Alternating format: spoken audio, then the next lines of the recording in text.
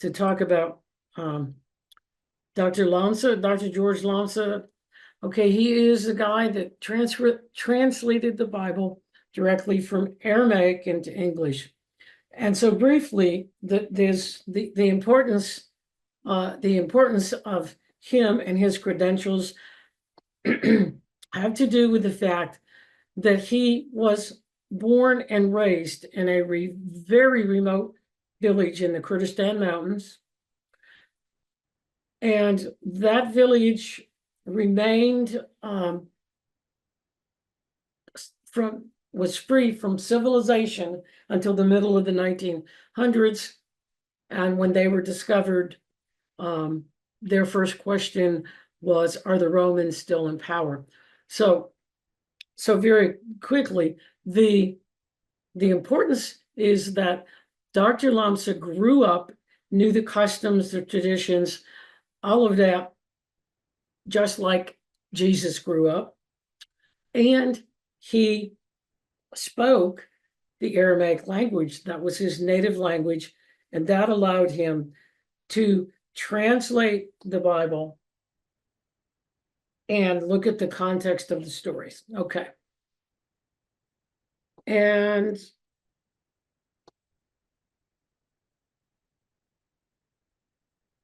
Dr. Rockaway Errico, he mentored with Dr. Lamsa a very long time ago, before Dr. Lamsa passed on.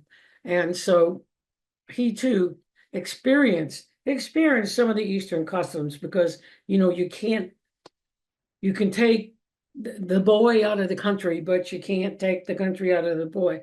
So he experienced a lot with Dr. Lamsa. And of course, he did his own intensive studies and has expanded it greatly. Okay. Importance. We're not here to convince you of anything. We're not here to coerce you. We're not here to convert you. And we are not here to condemn you, your religion, or your beliefs. But just remember, we will more than likely talk about some things that may not be part of your religion or your beliefs, but this is an educational website, an educational program, and learn and take away whatever resonates with you. Okay. So we have a well, it's kind of interesting. We've been studying the parables, but we have been studying the parables of Jesus. But it's important to know that Jesus wasn't the only one that used parables. Parables, even to this day, in the Near East, it's a way of writing and speaking.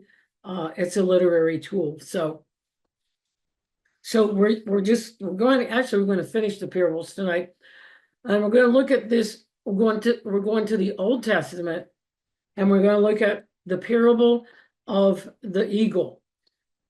And also, in addition to the parable, we're going to do a little lesson in mysticism and symbolism, because if you don't understand those two things, you will never understand the prophets, should you want to read the prophets in the Bible. Okay. So we'll just talk a little bit about mysticism. All right. And mysticism is knowledge gained through subjective, intuitive experience. It's a way of knowing that goes beyond ordinary circumstances, persons, places, and things. And it's actually more than 40% of the Bible is made up of dreams, visions, and revelations. And the prophets, which we're going to talk about tonight, all the biblical prophets received spiritual ideas and their messages and their illumination through dreams and visions.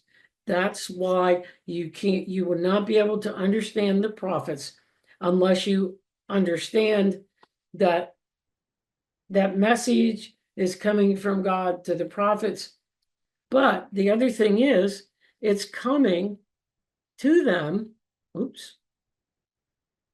It's coming to them through symbolism.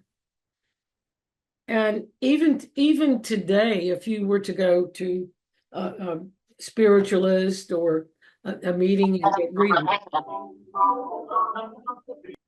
you would you would see that they get their messages from spirit and symbols also. That's just the way it is. So, but symbolism, and so tonight we sort of have double symbolism because parables are symbolism, okay? But in addition, they would include metaphors. And of course, tonight, we're to talk about a prophecy from Ezekiel and just another.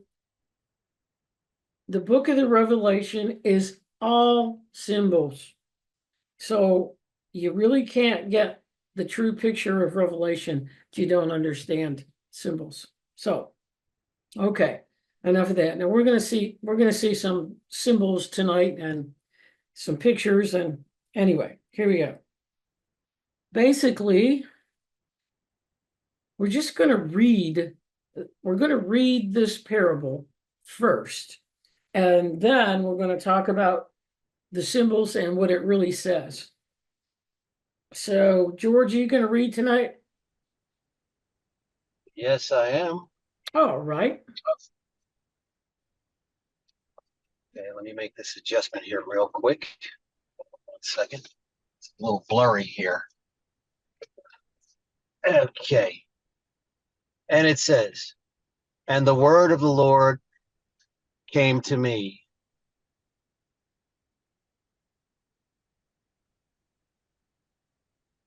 saying, Son of man, put forth a riddle and speak a parable to the house of Israel, and say, Thus says the Lord God, a great eagle with a large and long pinions and fully developed claws and thickly feathered came to Lebanon and took the choicest branch of the cedar. He cropped off the topmost of its tender twigs and carried it to the land of Canaan, and he set it in a city of merchants. He took also the seed of the land and planted it uncultivated land. He placed it by many waters and then set a watchman over it.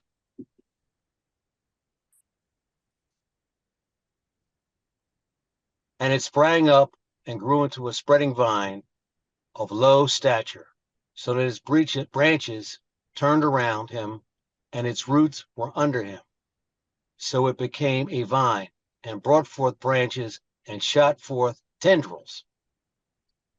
And behold, there was also another great eagle with large wings and many claws, and this vine bent its roots toward him and shot forth its tendrils toward him, that he might water the soil where it was planted. For it was planted in a good field by many waters, that it might bring forth branches and bear fruit and become a godly vine.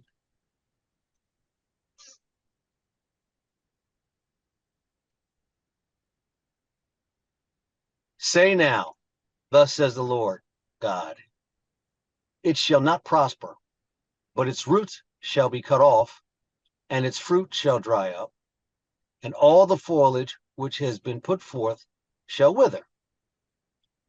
And it will not require a strong arm, nor many people to pluck it up by its roots. Yea, behold, being planted, it shall not prosper.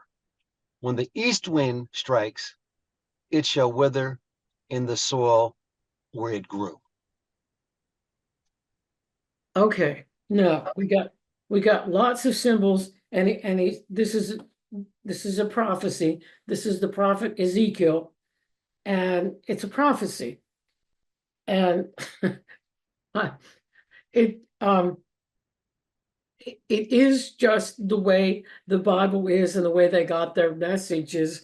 but it is a pretty straightforward message. So we'll get to that, and you'll see it's pretty straightforward. But the thing about this is, remember, they spoke in parables, but they were speaking to people who would understand what they're saying. Okay, so if this were the ancient Near Eastern people listening to this, they wouldn't have any problem, and they know exactly what it would mean. But of course, we're not Near Eastern, and we don't understand it. Okay, let's go. No, wait a minute.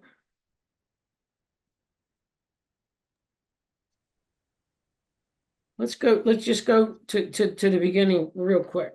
Now, when I'm going to go back and forth here. Okay, so God was speaking to Ezekiel, and he said, a great eagle with large and long pinions and fully developed claws and thickly feathered. All right.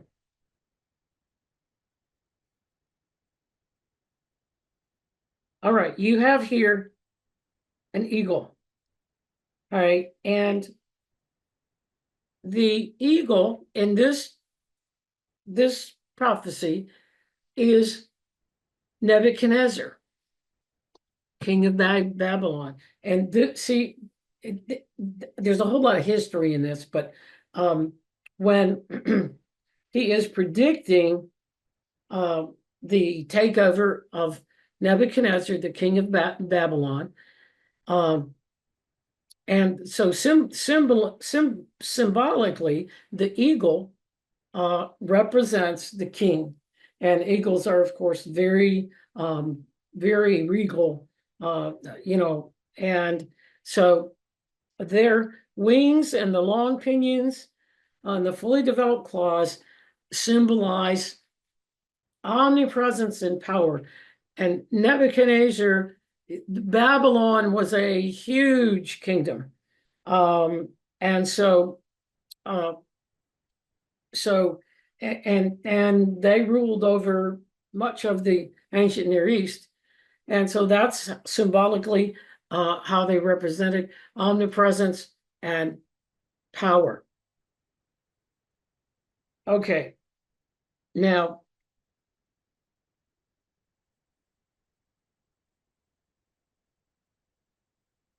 when it says he took the choicest branch of the cedar, all right, cedar tree,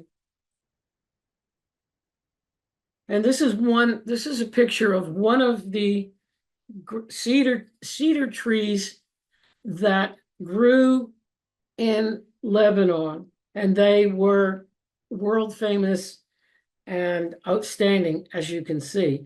Now, as I understand it, because of all the wars and everything over there are no more of these trees standing. But they always, and you'll see them on other places too, cedar trees always symbolized great leaders.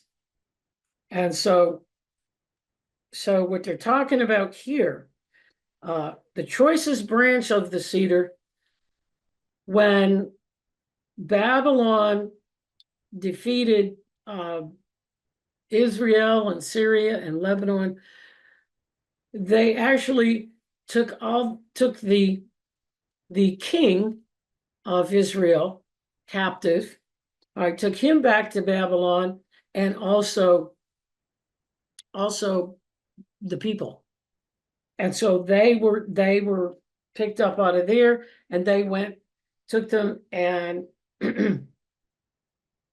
took them to Babylon. And in Babylon, they, as it says, they grew up and they grew into a spreading vine of low stature.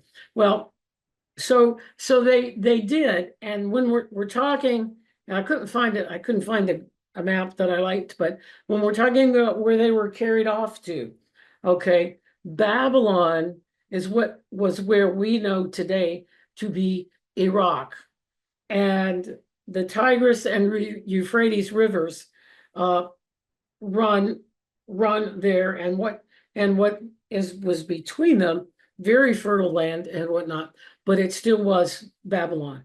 So they're basically talking about, basically talking about the Israelites who planted there.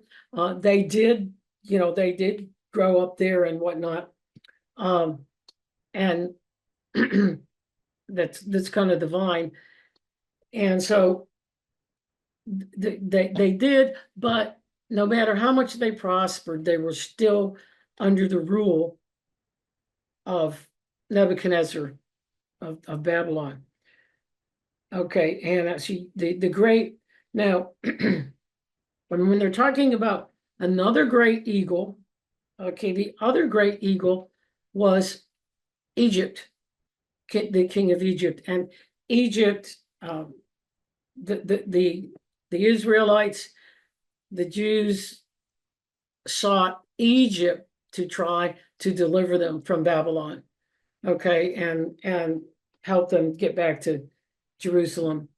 But so that's the gist of the story. It's a prophecy, and like I say, the Israelites prospered, but they're in a Babylon rule. So, and then essentially, so what they were saying is, well, yes, they did prosper, and they were, they had grown up and were somewhat strong. However, they were not strong enough to defend themselves. And so this whole prophecy here is that it's prophesying the fall of Jerusalem. And when it says it shall wither in the soil where it grew,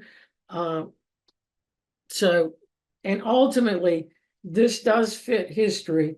Ultimately, Jerusalem was destroyed. So, okay, so this is just an example, of a parable, and it's from the Old Testament. Now, I just have some things, since we were talking about this, and since I just did a presentation yesterday, we'll talk some more about Nebuchadnezzar and symbolism.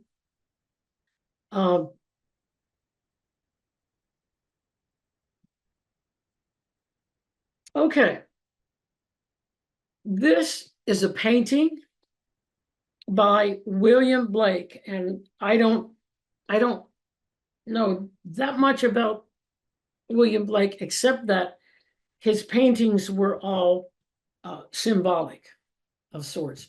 And so I have these scriptures, and then we'll talk about what that really is.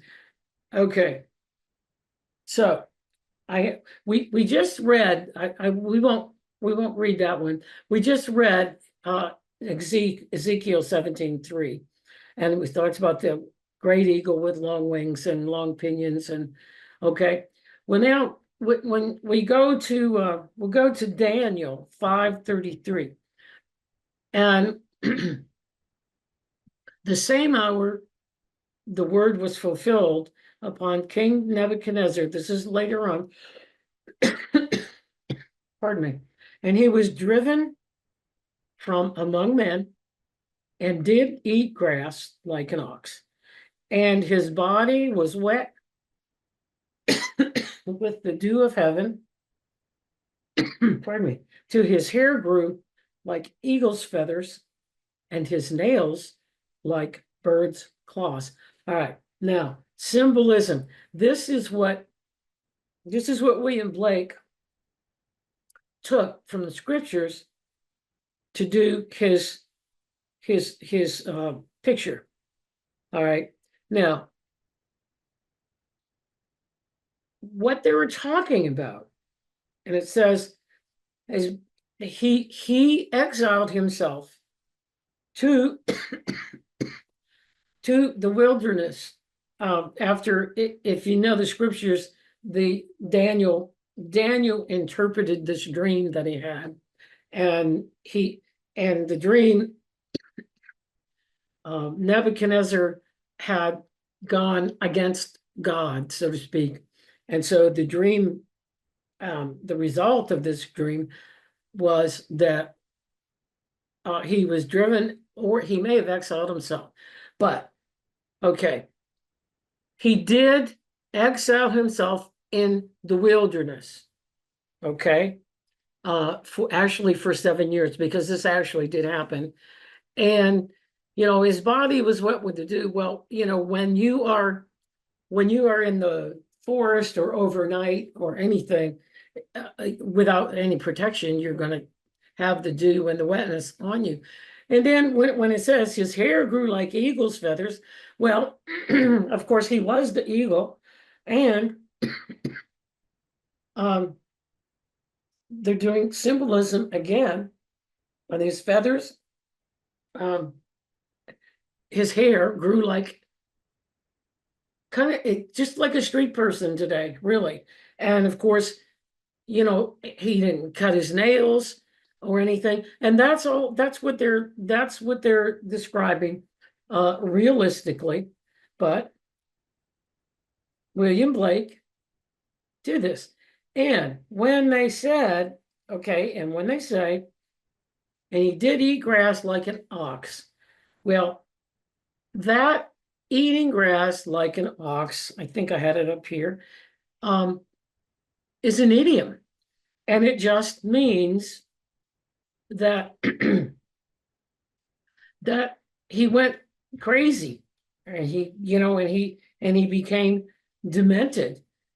And so that's all that means. Now, the significance of all of this, look, many people, and if you look it up, even scholars will say, well, he turned into an ox and all this. And of course, William Blake, I don't know that he didn't really have a belief system, but he took this and he symbolized it. But so this represents Nebuchadnezzar, okay? But that was not really what happened. He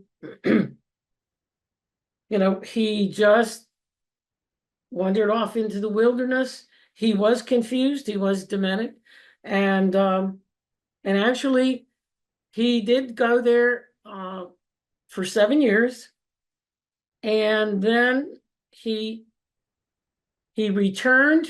I guess it was kind of like doing penance for him, and he returned back to his kingship, or whatever you want to call it. So I just thought, in addition to this parable, I would just do this the symbolism and whatnot. And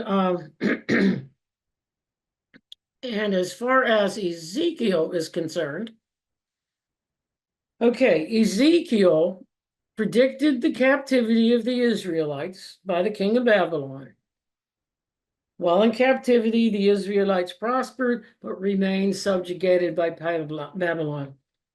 They turned to Egypt for help, but they were still not strong enough to keep Jerusalem from destruction. And in the end, the vine and all of its sprigs that grew up, of course, that's the symbolism, dried up, and Jerusalem was destroyed. And of course, this prophecy did come true, and Jerusalem was destroyed. Okay, so pardon me. All right. Thank you all for your contributions. They're gratefully appreciated.